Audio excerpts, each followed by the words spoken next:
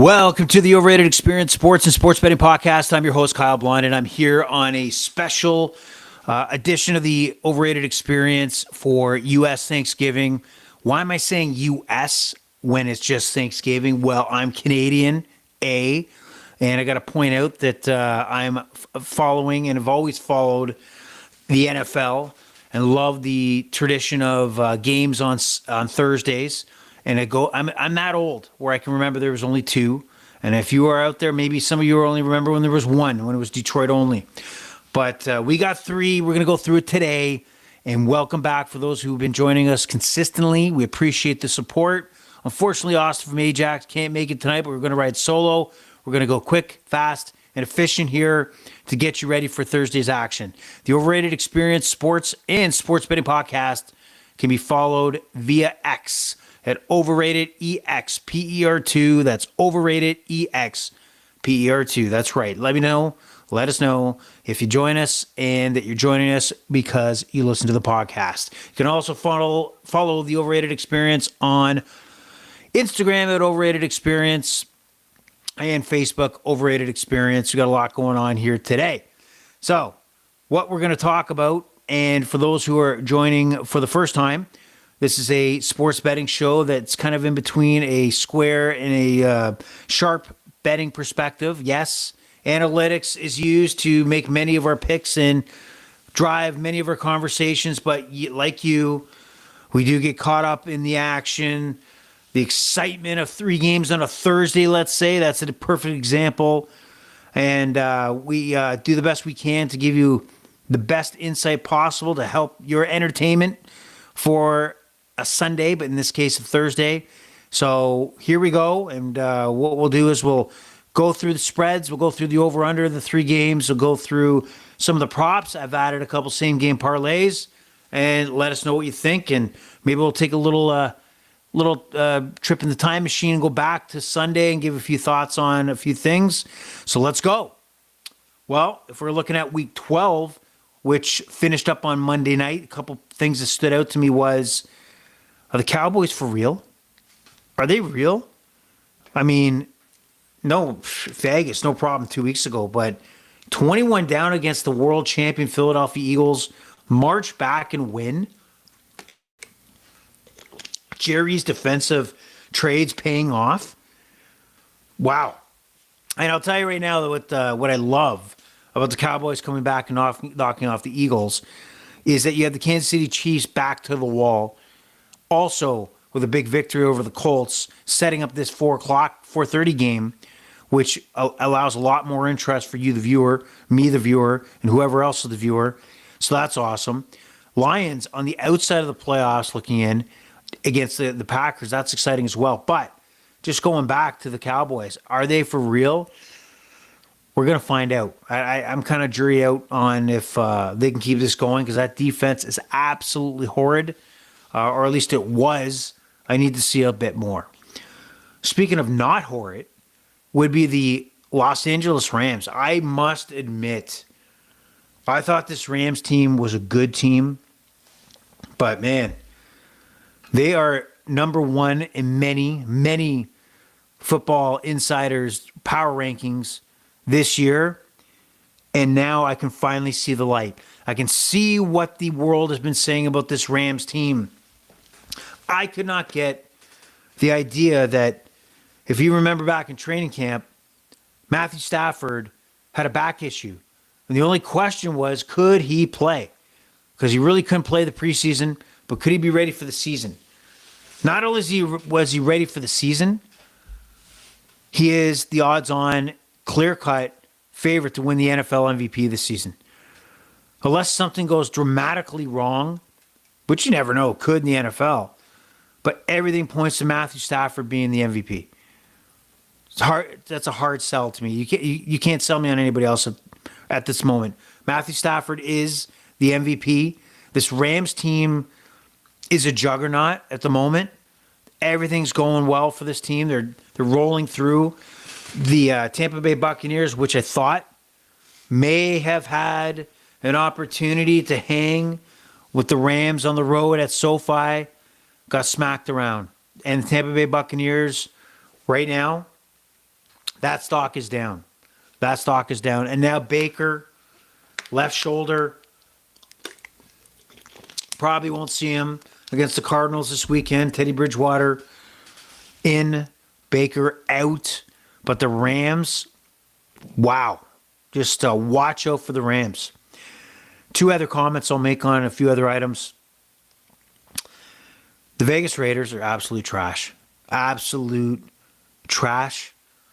And when an organization can't get out of their own way, when they can't admit the direction they've taken, the talent they've evaluated was wrong, if they can't come to that conclusion that what's going on in Vegas, it ain't working, it's going to be a hard experience for the Vegas fans, Raider Nation, if they don't try to steer the ship immediately. And that's the difference between organizations like a Baltimore Ravens. I'll put up the 49ers because they've made some bold, risky, ballsy decisions to make personnel moves and not be stuck in the idea that Lance was their quarterback, even though they moved a lot of stock, a lot of capital to move up in the draft to pick him up.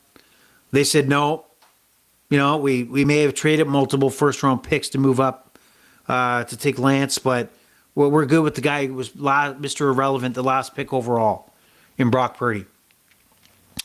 So that's something the Vegas Raiders got to come to the conclusion that this ain't working. Why would they think about trading Max Crosby when they get some assets for him? But if they weren't thinking about it at the trade deadline, that's a must in the offseason. This team is going nowhere. They have no quarterback. Geno Smith, he is what he is. He's at best leading a team to potentially just fall short of the playoffs. That's what he is. Nothing more, nothing less. Geno Smith is not the answer if your answer is that I want to win a Super Bowl. Pete Carroll, this is the insignificant coaching job that nobody will remember with Pete Carroll. They fired offensive coordinator Chip Kelly after last Sunday's loss to the Cleveland Browns. It ain't working, Pete. Just ain't working. Time to hit the golf course, retire, and leave it for the young men out there. And yeah, so my last point would be, what is my last point? I almost forgot it. Well, my last point is Carolina Panthers are frauds. Man, their recipe to success, and believe me, they've had success. It is all on their defense and creating turnovers. And they do a great job at it, no question. But I think you'll see now that they have a few guys in the secondary banged up going forward that this team will fall quickly out of the playoff hunt. They are a fraud. All right? Write it down. You heard it from me first. But now, we're going to head into what you want me to talk about. Why you're going to wake up and probably took the day off on Thursday if you live outside of the United States. And if you live in the United States, happy Thanksgiving. Love the tradition that as the turkey's cooking, you just drink beer, eat, watch football, then break out the turkey to have the real meal. Try to digest all that turkey. Sit back and watch the late game, Cincinnati and Baltimore. Trying to digest that. Maybe you're hitting that box of wine like we all do, that box of red wine. Maybe you got to put that coffee on to stay up. But let's get these 3 games going. And just on a side note, we're also going to talk about the Black Friday game where the Bears take on the Philadelphia Eagles. Pretty good matchup. All these matchups are pretty good, so this is pretty wild. We got a good Thanksgiving. We're going to gobble it up. See what I did there? See what I did there? Holiday, Thanksgiving, gobble it up. This is all for free, guys. This is all for free. I make this stuff up at the top of my head, and you're just the end result that can hear it and take it in. So you're welcome. Big divisional matchup to lead off and kick off Thursday action. The Green Bay Packers walk into Detroit, 2.5-point underdogs to take on the Detroit Lions. This game moved from a 49.5 to 48.5. And again, for those who haven't joined us before, we're using FanDuel as our line. We're not sponsored, nothing, no connection. Just happens to be the sports book I'm using today. That is who we're using. So those are the lines. Could be different to somewhere else, but these are FanDuel. We watched the NFL opening weekend, Detroit into Green Bay, and the Lions look bad. They look bad. Green Bay looked like a juggernaut. That D with Micah Parsons, lights out. Jared Goff could not breathe. It was ugly. The Lions looked like it was, oh my God, they're taking 3 steps back. And the Packers looked like they were taking a easy route to the Super Bowl. Well, it's been a little bit up and down for both teams. The Packers have seen their woes. Lions have seen them turn it around and then, just not get the job done in Philadelphia 2 weeks back, and then skip past the New York Giants with Jameson Winston as their quarterback in overtime. So the Lions haven't been anything special of late, but there's always a but. The Packers always have a lull. Every time you think they figured this out, every time you think that the Green Bay Packers have turned the corner, that they have the lights out defense, Jordan Love is going to just tear through any defense he comes up against, there's a game where the Packers look flat. You remember Cleveland? All right, you remember Carolina at home? These are realistic situations that people forget coming off big wins, 1 or 2 weeks previous. But don't forget about them because it's going to creep up again. And tomorrow, it's going to creep up. The Lions get the job done. They cover the 2.5 points at home. I think, and this is going to be a theme, guys. Just let me throw it out at you. I think there's going to be points. I guess the betting world believes that there's some indicators to bring this down to 48.5 from 49.5. But I say, let's take the over. Let's not fuck around, guys. It's Thursday turkey time. Let's go for the points. You don't want to be sitting on that couch with a drumstick or maybe pre-turkey that you're chips, beer. I'm sure you don't want to be looking for a defensive battle. So what I'll do for you is I'll take the over in hopes that will trigger an exciting matchup here. But I believe the Lions get the job done. I believe the game goes over 48.5. And some of the parlays are some of the props are really geared towards the Detroit Lions being successful. Jahmyr Gibbs, outstanding. Jahmyr Gibbs is one of the best impact players in the NFL currently. So I will take his combo receiving rushing yards over 108.5. I have no problem with that whatsoever. Minus 118. Jared Goff over 238.5, minus 114. I don't think that we'll see the same disaster that we've seen at Lambeau on week 1. And just some interesting news that we just heard today is it won't impact tomorrow's game, but retired Detroit Lions center Frank Ragnow is decided he's coming back. He's coming out of retirement and might be ready to go against on the Thursday nighter. So that's pretty cool. So that will help beef up the Lions' offensive line. They need it. But for tomorrow, I think they'll have enough to get by. David Montgomery, here's value. Keep this in mind. He has kind of been, really placed in the shadows of Jahmyr Gibbs. But, I see plus 135 for an anytime touchdown. And, the odds are still good that, there's going to be a flag in the end zone, putting the ball on the 1 yard line, and that Dan Campbell will maybe want to just bash that into the end zone for a touchdown. Who better than David Montgomery? So I'm not going to throw that as an official play, Just something to think about. Want you to ponder that. If you wonder what I'm looking at as if you're watching me live, I'm trying to keep an eye on the Montreal Canadian Utah Mammoth game. I need this game to go over 5.5. And it's 15 minutes to go in the second period. Habs up by 2. So it's caught my attention. You know why? Because we're gamblers. That's why I have to multitask, do the pod, and keep an eye on the ongoing bet.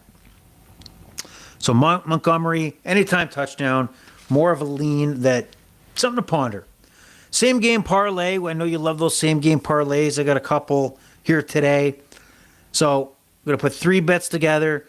Jared Goff, alternative passing yards, 225 or more. This game to go over 39.5. And Jahmyr Gibbs, rushing yards, 50 or more yards. That is plus 152. I feel very comfortable with that same game parlay. I'm going blue. No cheese tomorrow for me. Now, potentially what I heard for the 4:30 game, the Kansas City Chiefs heading into Dallas, is that this is usually the non-playoff game that generates the most ratings. It's right in that time where most people are sitting down for dinner, sitting in front of the TV, probably rolling up the table in front of the couch.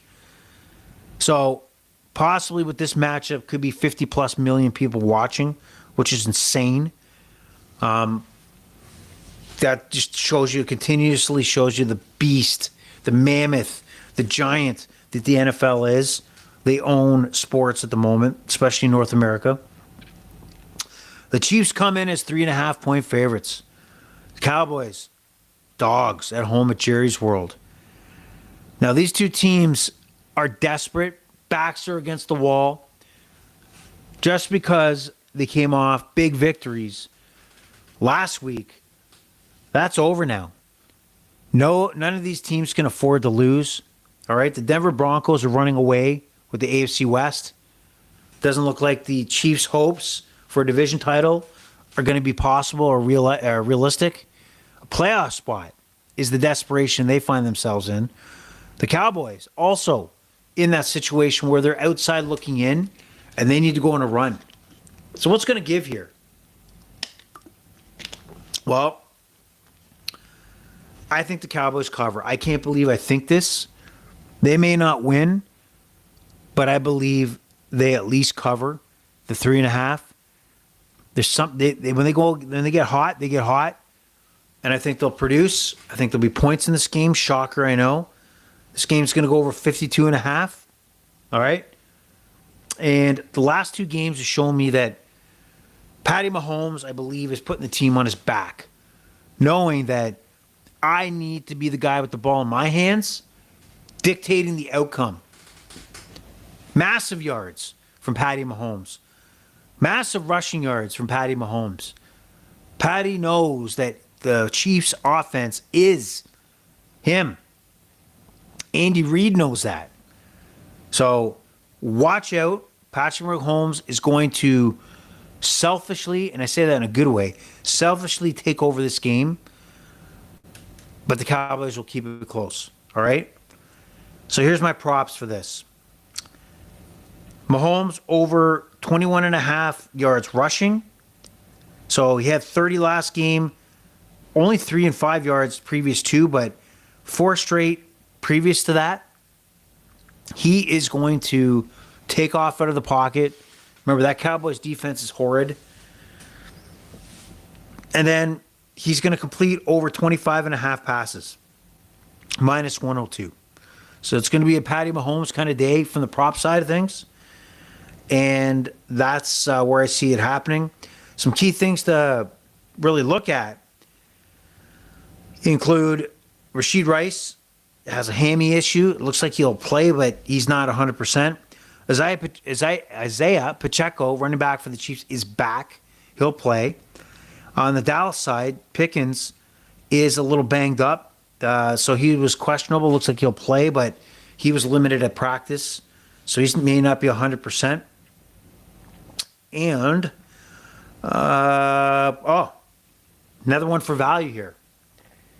You may not think this. This is where the stats, this is the analytics, this is the sharp analytics that you expect from this podcast. Patty Mahomes, interception, plus 106. He's thrown an interception in 4 straight games. 4 straight games. The Chiefs have been playing backs against the wall, desperation. So do you ride the stats? Plus 106, take Patty Mahomes to throw one pick tomorrow? Possibly. So let's go there. I thought I had a same game parlay here, but I had it and I didn't put it down. So maybe just one today in that Detroit game. So we now go on to the Cincinnati-Baltimore matchup, the late window. Now here's the interesting portion here. The Bengals season, probably over. They're not coming back, right? 3-8, not the best record. Not at all. Baltimore chasing a division title. They haven't looked great, but they got the job done. They got the W's. That's what counts. So what do we have here? Joey Burrow is back. Joe Burrow is back. And what's the motto of the Cincinnati Bengals? We're going to make a late playoff run, put ourselves in one of those impossible scenarios in Week 17 where they can't possibly make it without 65 other teams winning, losing, tying. That could happen. And the risk here is how fragile is Joe Burrow, how dependable taking any props to Joe Burrow is. I'm going to look the other way on the injury front. I'm going to pretend that Joe Burrow is going to finish this game. We're going to make a factor that Ja'Marr Chase will be back after the one-game suspension. T. Higgins is out. But I still believe this divisional matchup that the Cincinnati Bengals get the job done as far as covering the spread. So I believe they'll cover the 7 points here. Again, 51.5. There's been some real shootouts this year. Over the last few games the Ravens and Bengals have played. So I take it. I'm going to bet it for the points, not under. I see a shootout here. Lamar Jackson gets back on point. He's been throwing under 200 yards many games. And something ain't right there. So we'll find out if he can turn it around. So if Burrow could start, I'm going to take a few props on the Cincinnati bandwagon here. Ja'Marr Chase, I think he's going to get 100-plus yards if Burrow goes through this whole game unscathed.